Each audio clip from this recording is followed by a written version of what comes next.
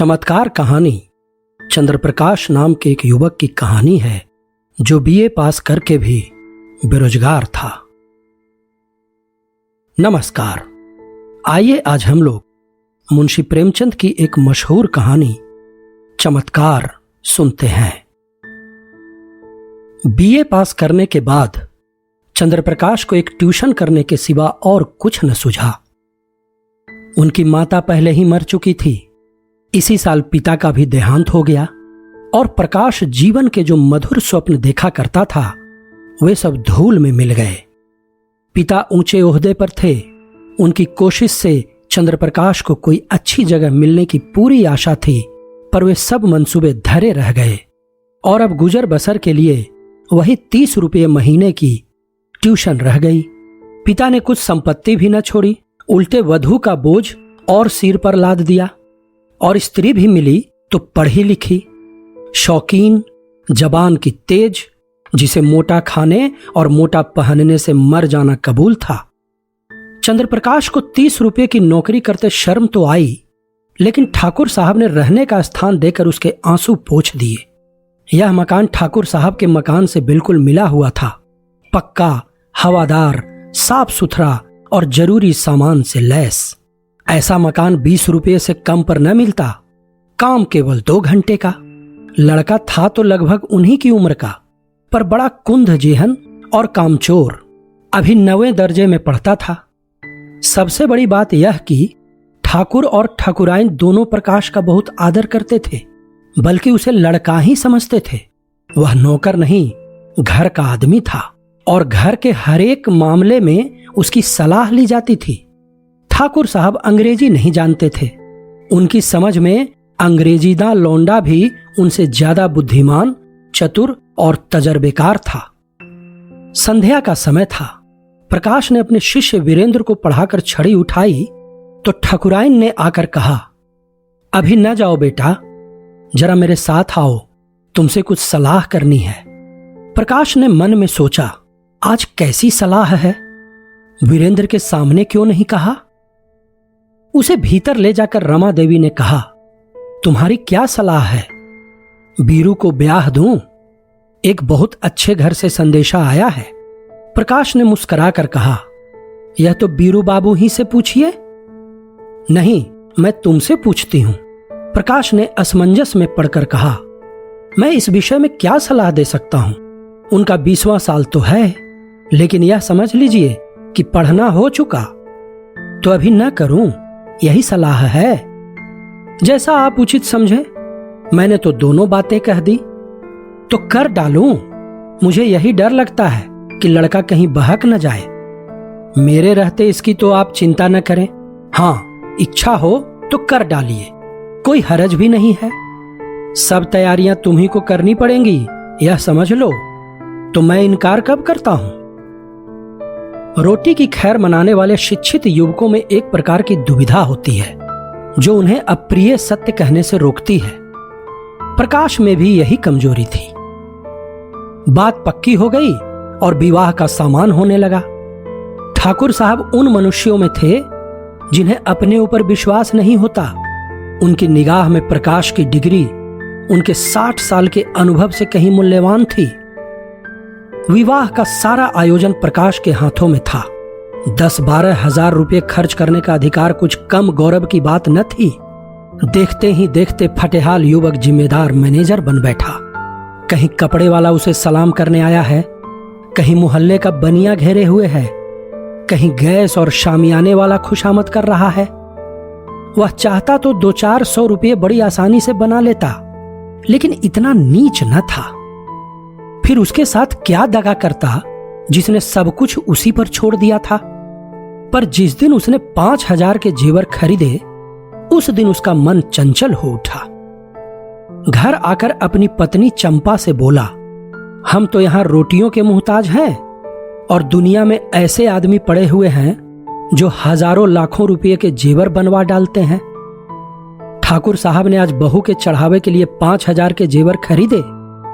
ऐसी ऐसी चीजें कि देखकर आंखें ठंडी हो जाएं। सच कहता हूं, बाज चीजों पर तो आंख नहीं ठहरती थी। चंपा ईर्ष्या जनित विराग से बोली, हमें क्या करना है? जिन्हें ईश्वर ने दिया है वो पहने, यहां तो रोकर मरने ही के लिए पैदा हुए हैं। चंद्रप्रकाश ने कहा, इन्हीं लोगों को मौज है, न कमाना न धमाना। बाप दादा छोड़ गए हैं, मजे से खाते और चैन करते हैं। इसी से कहता हूं, ईश्वर बड़ा अन्यायी है। चंपा बोली, अपना अपना पुरुषार्थ है, ईश्वर का क्या दोष?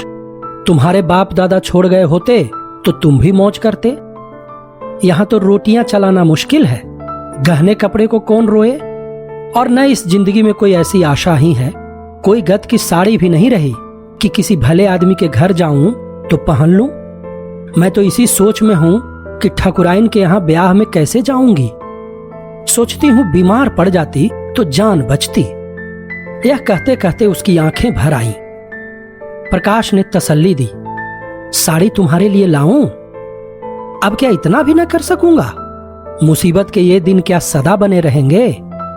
जिंदा रहा तो एक दिन तुम सिर से पांव तक जेवरों से लदी रहोगी। चंपा मुस्कुरा कर बोली, चलो, ऐसी मन की मिठाई मैं नहीं खाती। निवाह होता जाए यही बहुत है, गहनों की साध नहीं है मुझे। प्रकाश ने चंपा की बातें सुनकर लज्जा और दुख से सिर झुका लिया। चंपा उसे इतना पुरुषार्थहीन समझती है। रात को दोनों भोजन करके लेटे तो प्रकाश ने फिर गहनों की बात छेड़ी। गहने उसकी आंखों में बसे हुए थे। इस शहर में ऐसे बढ़िया गहने बनते हैं, मुझे इसकी आशा न थी। चंपा ने कहा, कोई और बात करो, गहनों की बात सुनकर जी जलता है। वैसी चीजें तुम पहनो तो रानी मालूम होने लगो। गहनों से क्या सुंदरता बढ़ जाती है? तो ऐसी बहुत सी औरतें देखी हैं जो गहने पहनकर भद्दी दिखने लगती हैं। चंद्रप्रकाश ने कहा, ठाकुर साहब भी मतलब के यार हैं। यह न हुआ कि कहते इसमें से कोई चीज चंपा के लिए भी लेते जाओ। तुम कैसी बच्चों की सी बातें करते हो? इसमें बचपन की क्या बात है? कोई उदार आदमी कभी इतनी कृपणता न करता। मैंने तो कोई ऐसा उदार आदमी नहीं देखा जो अपनी बहू के गहने किसी गैर को दे दे। मैं गैर नहीं हूं, हम दोनों एक ही मकान में रहते हैं। मैं उनके लड़के को पढ़ाता हूं और शादी का सारा इंतजाम कर रहा हूं। अगर 100-200 की कोई चीज दे देते तो वह निष्फल न जाती, मगर धनवानों का हृदय धन के भार से दबकर सिकुड़ जाता है। उनमें उदारता के लिए स्थान ही नहीं रहता। रात के 12 बज गए हैं, फिर भी प्रकाश को नींद नहीं आती। बार बार वही चमकीले गहने आंखों के सामने आ जाते हैं। कुछ बादल हो आए हैं और बार बार बिजली चमक उठती है। सहसा प्रकाश चारपाई से उठ खड़ा हुआ। उसे चंपा का आभूषणहीन अंग देखकर दया आई। यही तो खाने पहनने की उम्र है और इसी उम्र में इस बेचारी को हर एक चीज के लिए तरसना पड़ रहा है। वह दबे पांव कमरे से बाहर निकलकर छत पर आया। ठाकुर साहब की छत इस छत से मिली हुई थी। बीच में एक 5 फीट ऊंची दीवार थी। वह दीवार पर चढ़कर ठाकुर साहब की छत पर आहिस्ता से उतर आया। घर में बिल्कुल सन्नाटा था। उसने सोचा, पहले जीने से उतरकर ठाकुर साहब के कमरे में चलूं। अगर वह जाग गए तो जोर से हंसूंगा और कहूंगा, कैसा चरका दिया, या कह दूंगा, मेरे घर की छत से कोई आदमी इधर आता दिखाई दिया, इसलिए मैं भी उसके पीछे पीछे आया कि देखूं यह क्या करता है। अगर संदूक की कुंजी मिल गई तो फिर फतह है, किसी को मुझ पर संदेह न होगा। सब लोग नौकरों पर संदेह करेंगे। मैं भी कहूंगा, साहब नौकरों की हरकत है, इन्हें छोड़कर और कौन ले जा सकता है। मैं बेदाग बच जाऊंगा। शादी के बाद कोई दूसरा घर लूंगा, फिर धीरे धीरे एक एक चीज चंपा को दूंगा जिसमें उसे कोई संदेह न हो। फिर भी वह जीने से उतरने लगा तो उसकी छाती धड़क रही थी। रात बीत चुकी थी, धूप निकल आई थी। प्रकाश अभी सो रहा था कि चंपा ने उसे जगाकर कहा, बड़ा गजब हो गया, रात को ठाकुर साहब के घर में चोरी हो गई। चोर गहने की संदूकची उठा ले गया। प्रकाश ने पड़े पड़े पूछा, किसी ने पकड़ा नहीं चोर को? किसी को खबर भी हो? वह संदूकची ले गया जिसमें ब्याह के गहने रखे थे। न जाने कैसे कुंजी उड़ा ली और न जाने कैसे उसे मालूम हुआ कि इस संदूक में संदूकची रखी है? प्रकाश ने कहा, नौकरों की कार्रवाई होगी, बाहरी चोर का यह काम नहीं है। नौकर तो उनके तीनों पुराने हैं, नियत बदलते क्या देर लगती है? आज मौका देखा, उठा ले गए। चंपा ने कहा, तुम जाकर जरा उन लोगों को तसल्ली तो दो। ठकुराइन बेचारी रो रही थीं, तुम्हारा नाम ले लेकर कहती थीं कि बेचारा महीनों इन गहनों के लिए दौड़ा, एक एक चीज अपने सामने जचवाई और चोर दाढ़ीजारों ने उसकी सारी मेहनत पर पानी फेर दिया। प्रकाश चटपट उठ बैठा और घबराता हुआ सा जाकर ठकुराइन से बोला, यह तो बड़ा अनर्थ हो गया माताजी, मुझसे तो अभी अभी चंपा ने कहा। ठाकुर साहब सिर पर हाथ रखे बैठे हुए थे। बोले, कहीं सेंध नहीं, कोई ताला नहीं टूटा, किसी दरवाजे की चूल नहीं उतरी। समझ में नहीं आता चोर आया किधर से? ठाकुराइन ने रोकर कहा, मैं तो लूट गई भैया, ब्याह सिर पर खड़ा है, कैसे क्या होगा भगवान। तुमने दौड़ धूप की थी, तब कहीं जाके चीजें आई थी, न जाने किस मनहूस शायद से लगन आई थी। प्रकाश ने ठाकुर साहब के कान में कहा, मुझे तो किसी नौकर की शरारत मालूम होती है। ठाकुराइन ने विरोध किया, अरे नहीं भैया, नौकरों में ऐसा कोई नहीं, 10-10 हजार रुपये यूं ही ऊपर रखे रहते थे, कभी एक पाई भी नहीं गई। ठाकुर साहब ने नाक सिकोड़ कर कहा, तुम क्या जानो, आदमी का मन कितना जल्द बदल जाया करता है। जिसने अब तक चोरी नहीं की वह कभी चोरी न करेगा, यह कोई नहीं कह सकता। मैं पुलिस में रिपोर्ट करूंगा और एक एक नौकर की तलाशी कराऊंगा, कहीं माल उड़ा दिया होगा। जब पुलिस के जूते पड़ेंगे तो आप ही कबूलेंगे। प्रकाश ने पुलिस का घर में आना खतरनाक समझा, कहीं उन्हीं के घर में तलाशी ले तो अनर्थ ही हो जाए। बोले, पुलिस में रिपोर्ट करना और तहकीकात करना व्यर्थ है। पुलिस माल तो न बरामद कर सकेगी, हां नौकरों को मारपीट भले ही लेगी, कुछ नजर भी उसे चाहिए, नहीं तो कोई दूसरा ही स्वांग खड़ा कर देगी। मेरी तो सलाह है कि एक एक नौकर को एकांत में बुलाकर पूछा जाए। ठाकुर साहब ने मुंह बनाकर कहा, तुम भी क्या बच्चों की सी बातें करते हो प्रकाश बाबू, भला चोरी करने वाला अपने आप कबूलेगा? तुम मारपीट भी तो नहीं करते। हां, पुलिस में रिपोर्ट करना मुझे भी फजूल मालूम होता है, माल बरामद होने से रहा, उल्टे महीनों की परेशानी हो जाएगी। प्रकाश ने कहा, लेकिन कुछ न कुछ तो करना ही पड़ेगा। ठाकुर, कोई लाभ नहीं। हां, अगर कोई खुफिया पुलिस हो जो चुपके चुपके पता लगावे तो अलबत्ता माल निकल आए, लेकिन यहां ऐसी पुलिस कहां, तकदीर ठोक कर बैठ रहो और क्या।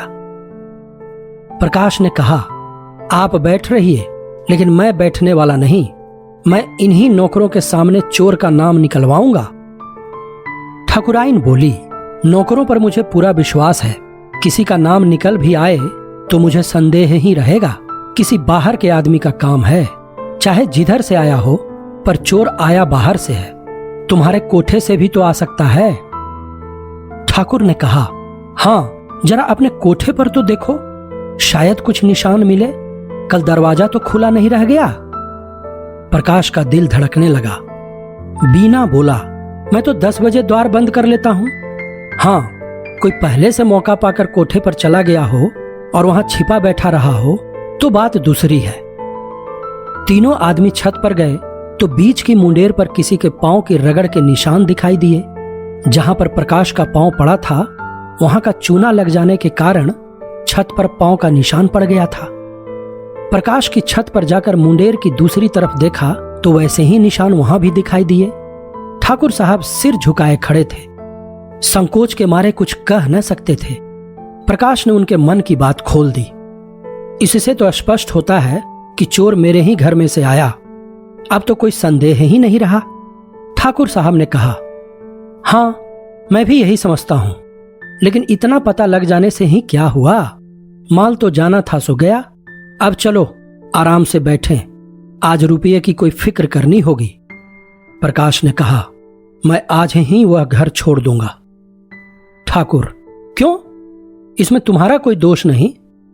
प्रकाश, आप कहें, लेकिन मैं समझता हूं मेरे सिर बड़ा भारी अपराध लग गया। मेरा दरवाजा 9-10 बजे तक खुला ही रहता है। चोर ने रास्ता देख लिया, संभव है 2-4 दिन में फिर आ घुसे। घर में अकेली एक औरत सारे घर की निगरानी नहीं कर सकती। इधर वह तो रसोई में बैठी है, उधर कोई आदमी चुपके से ऊपर चढ़ जाए तो जरा भी आहट नहीं मिल सकती। मैं घूम घाम कर कभी 9 बजे आया, कभी 10 बजे, और शादी के दिनों में तो देर होती ही रहेगी। उधर का रास्ता बंद हो जाना चाहिए। मैं तो समझता हूं इस चोरी की सारी जिम्मेदारी मेरे सिर है। ठकुराइन डरी, तुम चले जाओगे भैया तब तो घर और फाड़ खाएगा। प्रकाश, कुछ भी हो माताजी, मुझे बहुत जल्द घर छोड़ना ही पड़ेगा। मेरी गफलत से चोरी हुई, उसका मुझे प्रायश्चित करना ही पड़ेगा। प्रकाश चला गया तो ठाकुर ने स्त्री से कहा, बड़ा लायक आदमी है। ठकुराइन, क्या बात है? चोर उधर से आया, यही बात उसे लग गई। कहीं यह चोर को पकड़ पावे तो कच्चा खा जाए, मार ही डाले। देख लेना, कभी न कभी माल बरामद करेगा। अब इस घर में कदापि न रहेगा। कितना ही समझाओ, किराए के 20 रुपए और दे दूंगा। हम किराया क्यों दें? वह आप ही घर छोड़ रहे हैं, हम तो कुछ कहते नहीं। किराया तो देना ही पड़ेगा। ऐसे आदमी के साथ कुछ बल भी खाना पड़े तो बुरा नहीं लगता। मैं तो समझती हूं वह किराया लेंगे ही नहीं। 30 रुपये में गुजर भी तो न होता होगा। प्रकाश ने उसी दिन वह घर छोड़ दिया। उस घर में रहने से जोखिम था, लेकिन जब तक शादी की धूमधाम रही प्रायः सारे दिन यहीं रहते थे। चंपा से कहा, एक सेठ जी के यहां 50 रुपये महीने का काम और मिल गया है, मगर वह रुपये मैं उन्हीं के पास जमा करता जाऊंगा। वह आमदनी केवल जेवरों में खर्च होगी, उसमें से एक पाई भी घर के खर्च में ना आने दूंगा। चंपा भड़क उठी। पति प्रेम का यह परिचय पाकर उसने अपने भाग्य को सराहा। देवताओं में उसकी श्रद्धा और भी बढ़ गई। अब तक प्रकाश और चंपा के बीच में कोई पर्दा न था। प्रकाश के पास जो कुछ था वह चंपा का था। चंपा के ही पास उसके बक्से, संदूक, अलमारी की कुंजियां रहती थी, मगर अब प्रकाश का एक संदूक हमेशा बंद रहता। उसकी कुंजी कहां है इसका चंपा को पता नहीं। वह पूछती है, इस संदूक में क्या है, तो वह कह देते हैं, कुछ नहीं, पुरानी किताबें मारी मारी फिरती थीं, उठा के संदूक में बंद कर दी हैं। चंपा को संदेह का कोई कारण न था। एक दिन चंपा पति को पान देने गई तो देखा वह उस संदूक को खोले हुए देख रहे हैं। उसे देखते ही उन्होंने संदूक जल्दी से बंद कर दिया। उनका चेहरा जैसे फक हो गया। संदेह का अंकुर जमा, मगर पानी न पाकर सूख गया। चंपा किसी ऐसे कारण की कल्पना ही न कर सकी जिससे संदेह को आश्रय मिलता। लेकिन 5000 की संपत्ति को इस तरह छोड़ देना कि उसका ध्यान ही ना आवे, प्रकाश के लिए असंभव था। वह कहीं बाहर से आता तो एक बार संदूक अवश्य खोलता। एक दिन पड़ोस में चोरी हो गई। उस दिन से प्रकाश अपने कमरे में ही सोने लगा। आषाढ़ के दिन थे, उमस के मारे दम घुटता था। ऊपर एक साफ सुथरा बरामदा था जो बरसात में सोने के लिए ही शायद बनाया गया था। चंपा ने कई बार ऊपर सोने के लिए कहा, पर प्रकाश ने न माना। अकेला घर कैसे छोड़ दे? चंपा ने कहा, चोरी ऐसों के यहां नहीं होती। चोर घर में कुछ देखकर ही जान खतरे में डालता है। यहां क्या रखा है? प्रकाश ने क्रुद्ध होकर कहा, कुछ नहीं है, बर्तन भाड़े तो हैं ही, गरीबों के लिए अपनी हाड़ी ही बहुत है। एक दिन चंपा ने कमरे में झाड़ू लगाई तो संदूक को खिसकाकर दूसरी तरफ रख दिया। प्रकाश ने संदूक का स्थान बदला हुआ पाया तो सशंक होकर बोला, संदूक तुमने हटाया? यह पूछने की कोई बात न थी। झाड़ू लगाते वक्त प्रायः चीजें इधर उधर खिसक ही जाती हैं। बोली, मैं क्यों हटाने लगी? फिर किसने हटाया? मैं नहीं जानती। घर में तुम रहती हो, जानेगा कौन? अच्छा, अगर मैंने ही हटा दिया तो इसमें पूछने की क्या बात है? कुछ नहीं, यूं ही पूछता था। मगर जब तक संदूक खोलकर सब चीजें देख न ले, प्रकाश को चैन कहां। चंपा ज्यों ही भोजन पकाने लगी, उसने संदूक खोला और आभूषणों को देखने लगा। आज चंपा ने पकौड़ियां बनाई थीं। पकौड़ियां गरम गरम ही मजा देती हैं। प्रकाश को पकौड़ियां पसंद भी थीं, उसने थोड़ी सी पकौड़ियां एक तश्तरी में रखी और प्रकाश को देने गई। प्रकाश ने उसको देखते ही संदूक धमाके से बंद कर दिया और ताला लगाकर उसे बहलाने के इरादे से बोला, तश्तरी में क्या लाई? अच्छा, पकौड़ियां हैं। आज चंपा को संदेह हो गया। संदूक में क्या है यह देखने की उत्सुकता हुई। प्रकाश उसकी कुंजी कहीं छिपा कर रखता था। चंपा किसी तरह वह कुंजी उड़ा देने की चाल सोचने लगी।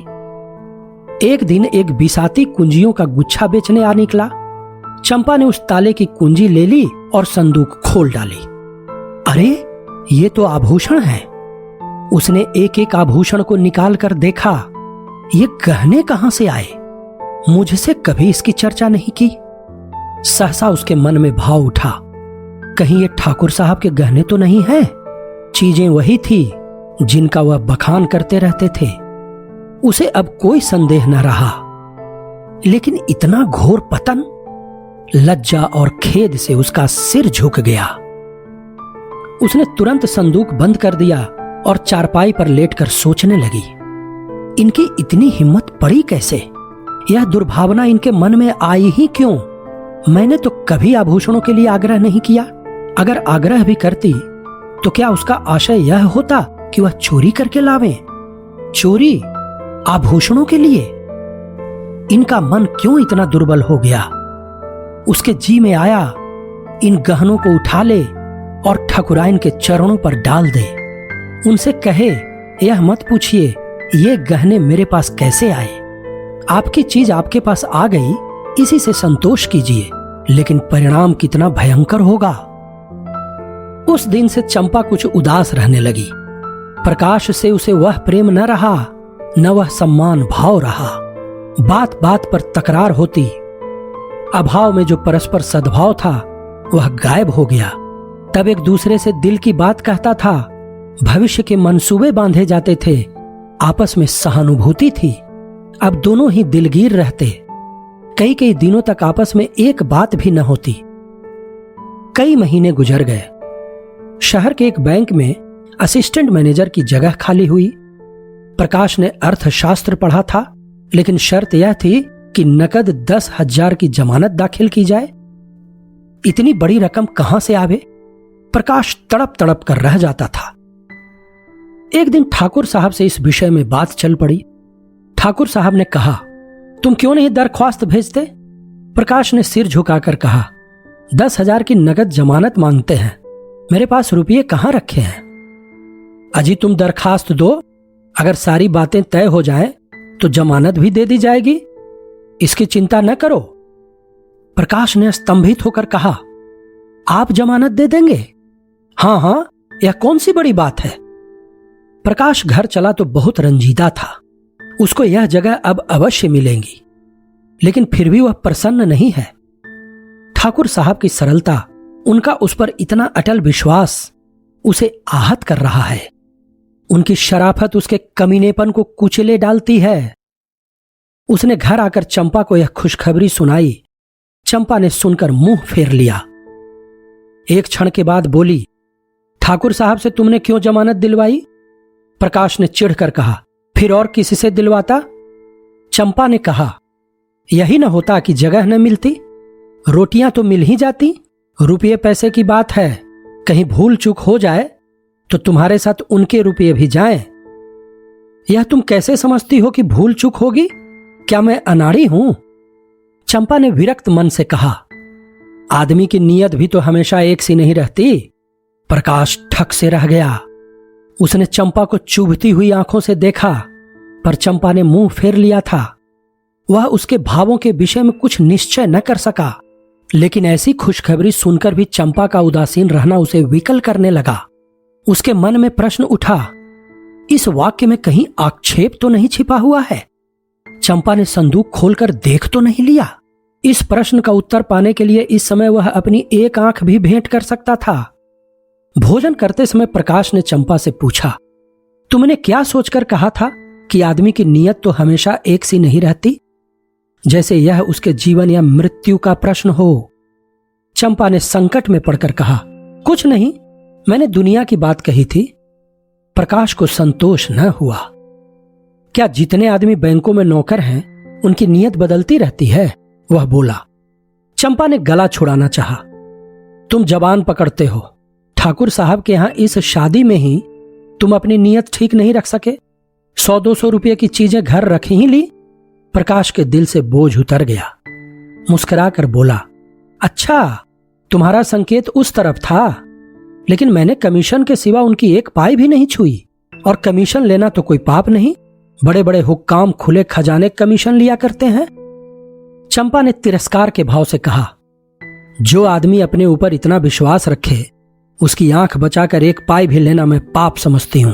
तुम्हारी सज्जनता तो मैं जब जानती कि तुम कमीशन के रुपये ले जाकर उनके हवाले कर देते। इन 6 महीनों में उन्होंने तुम्हारे साथ क्या क्या सलूक किए कुछ याद है? मकान तुमने खुद छोड़ा, लेकिन वह 20 रुपये महीने देते जाते हैं। इलाके से कोई सौगात आती है तो तुम्हारे यहां जरूर भेजते हैं। तुम्हारे पास घड़ी न थी, अपनी घड़ी तुम्हें दे दी। तुम्हारी महरी जब नागा करती है, खबर पाते ही अपना नौकर भेज देते हैं। मेरी बीमारी में ही डॉक्टर साहब की फीस उन्होंने दी और दिन में 2 बार हाल चाल भी पूछने आया करते थे। यह जमानत ही क्या छोटी बात है? अपने संबंधियों तक की जमानत तो जल्दी कोई करता ही नहीं। तुम्हारी जमानत के लिए 10,000 रुपये नगद निकाल कर दे दिए। इसे तुम छोटी बात समझते हो? आज तुमसे कोई भूल चूक हो जाए तो उनके रुपये तो जब्त हो ही जाएंगे। जो आदमी अपने ऊपर इतनी दया रखे उसके लिए हमें भी प्राण देने को तैयार रहना चाहिए। प्रकाश भोजन करके लेटा तो उसकी आत्मा उसे धिक्कार रही थी। दुखते हुए फोड़े में कितना मवाद भरा हुआ है यह उस वक्त मालूम होता है जब नश्तर लगाया जाता है। मन का विकार उस वक्त मालूम होता है जब कोई उसे हमारे सामने खोल कर रख देता है। किसी सामाजिक या राजनीतिक अन्याय का व्यंग चित्र देखकर क्यों हमारे मन को चोट लगती है? इसलिए कि वह चित्र हमारी पशुता को खोलकर हमारे सामने रख देता है। तब हमारे मुंह से निकल पड़ता है, उफ। चंपा के इन तिरस्कार भरे शब्दों ने प्रकाश के मन में ग्लानि उत्पन्न कर दी। वह संदूक कई गुना भारी होकर शिला की भांति उसे दबाने लगा। मन में फैला हुआ विकार एक बिंदु पर एकत्र होकर टीसने लगा। कई दिन बीत गए। प्रकाश को बैंक में जगह मिल गई। इसी उत्सव में उसके यहां मेहमानों की दावत है। ठाकुर साहब, उनकी स्त्री बीरू और उसकी नवेली बहू सभी आए हुए हैं। चंपा सेवा सत्कार में लगी हुई है। बाहर 2-4 मित्र गा बजा रहे हैं।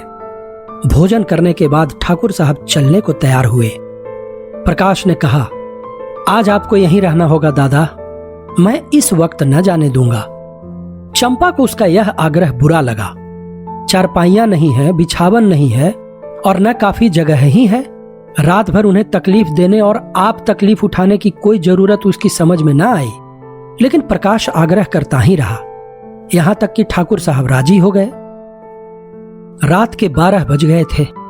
ठाकुर साहब ऊपर सो रहे थे। बीरू और प्रकाश बाहर बरामदे में थे। 3 स्त्रियां अंदर कमरे में थीं। प्रकाश जाग रहा था। बीरू के सिरहाने उसकी कुंजियों का गुच्छा पड़ा हुआ था। प्रकाश ने गुच्छा उठा लिया, फिर कमरा खोलकर उसमें से गहनों की संदूकची निकाली और ठाकुर साहब के घर की तरफ चला। कई महीने पहले वह इसी भांति कंपित हृदय के साथ ठाकुर साहब के घर में घुसा था। उसके पांव तब भी इसी तरह थरथरा रहे थे, लेकिन तब कांटा चुभने की वेदना थी, आज कांटा निकलने की वेदना है। तब ज्वार का चढ़ाव था, उन्माद, ताप और विकलता से भरा हुआ। अब ज्वार का उतराव था, शांत और शीतल। तब कदम पीछे हटता था, आज आगे बढ़ रहा था। ठाकुर साहब के घर पहुंचकर उसने धीरे से बीरू का कमरा खोला और अंदर जाकर ठाकुर साहब की खाट के नीचे संदूकची रख दिया। फिर तुरंत बाहर आकर धीरे से द्वार बंद किया और घर को लौट पड़ा। हनुमान संजीवनी बूटी वाला धवला गिर उठाए जिस गर्वीले आनंद का अनुभव कर रहे थे, कुछ वैसा ही आनंद प्रकाश को भी हो रहा था। गहनों को अपने घर ले जाते समय उनके प्राण सूखे हुए थे, मानो किसी गहरी अथाह खाई में गिरा जा रहा हो। आज संदूकची को लौटाकर उसे मालूम हो रहा था जैसे वह किसी विमान पर बैठा हुआ आकाश की ओर उड़ा जा रहा है, ऊपर ऊपर और ऊपर। वह घर पहुंचा तो बीरू सोया हुआ था। कुंजी उसके सिरहाने रख दी। ठाकुर साहब प्रातःकाल चले गए। प्रकाश संध्या समय पढ़ाने जाया करता था। आज वह अधीर होकर तीसरे ही पहर जा पहुंचा। देखना चाहता था वहां आज क्या गुल खिल रहे हैं। वीरेंद्र ने उसे देखते ही खुश होकर कहा, बापूजी, कल आपके यहाँ की दावत बड़ी मुबारक थी। जो गहने चोरी गए थे सब मिल गए। ठाकुर साहब भी आ गए और बोले, बड़ी मुबारक दावत थी तुम्हारी। पूरा संदूक का संदूक मिल गया, एक चीज भी नहीं छुई, जैसे केवल रखने ही के लिए ले गया हो।